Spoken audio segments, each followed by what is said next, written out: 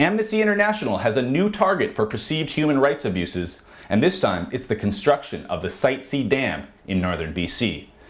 Yes, you heard me correctly. Amnesty International has begun a campaign to stop the construction of the $8.8 billion project on the grounds that it violates Canada's commitments to uphold the human rights of Indigenous people.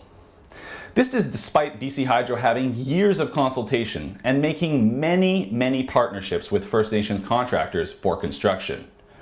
If you remember, I visited the Site C Dam site back in March. That is where Dave Conway of BC Hydro explained to me the importance of striking these deals with the local First Nations communities. We're looking at trying to ensure, as we go forward, we've been out consulting with Aboriginal communities. When we initiated that conversation and initiated engagement back in 2007, 2008, we actually started talking to First Nations community from McLeod Lake in the south, all the way out to the Alberta-Saskatchewan border and then up to the Arctic Ocean. That was narrowed down by the regulators who asked us to, or told us to focus on 29 First Nations, and most of our work's been focused on in and around the project area with Treaty 8 First Nations. So there is a treaty here. We know as a Crown agency, we have a duty to consult and potentially accommodate First Nations. So what we're looking at in accommodation is it can be a number of things. So there could be dollars, it could be land, it's jobs, and it's economic benefits and opportunity.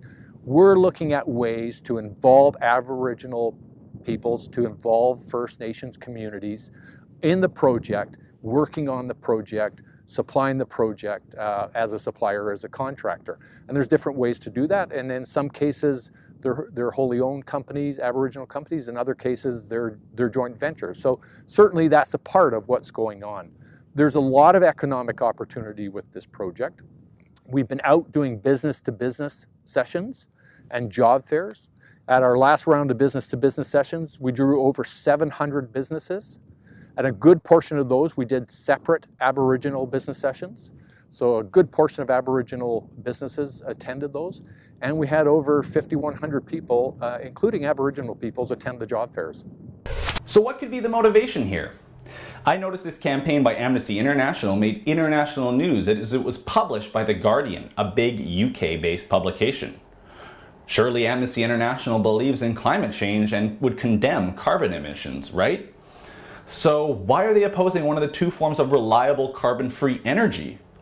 Well, it's pretty simple. Just like Greenpeace, Amnesty International likes to choose easy targets. Why bother opposing migrant worker abuse in Qatar and the United Arab Emirates when you can take on dam construction in rural BC, where we happen to allow peaceful protests, opposition, and the freedom to investigate issues like this? You know, never mind the fact that there are upwards of 10,000 jobs associated with construction and support industries for this project. The truth is that those who oppose energy production, especially hydro and nuclear power, are truly the anti-humans, to borrow a term from Alex Epstein. By every measure, human life has improved exponentially as we have increased access to cheap and reliable energy. And the good news is, BC Hydro has announced work will proceed on Site C, despite this new campaign against it. In my visit to Site C, I documented the opposition to the project. I gave landowners like Ken Boone and First Nations leaders like Helen Knott a fair opportunity to voice their concern. And as I said then, and I'll say now, I feel for anyone who loses their land to the flooding that comes with this project.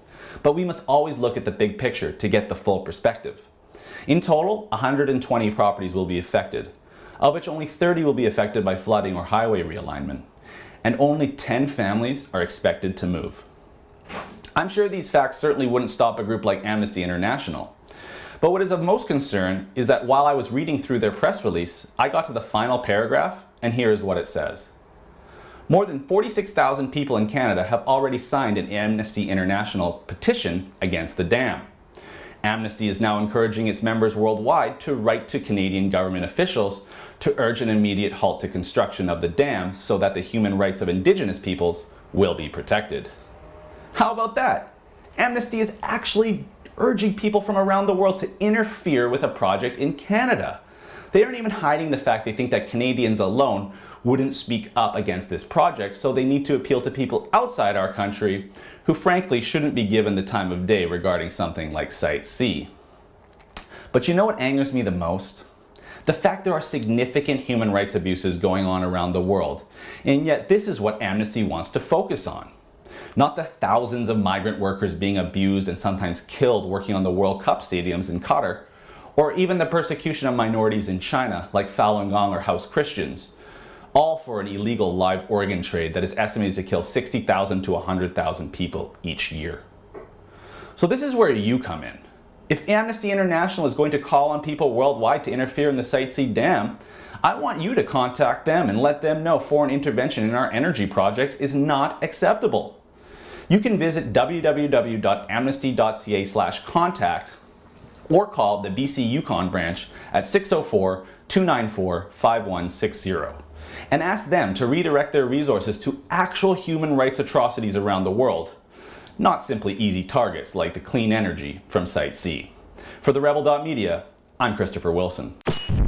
Thanks for watching. Click here to never miss a Rebel update. Want even more of the Rebel? Well, click here to become a premium member.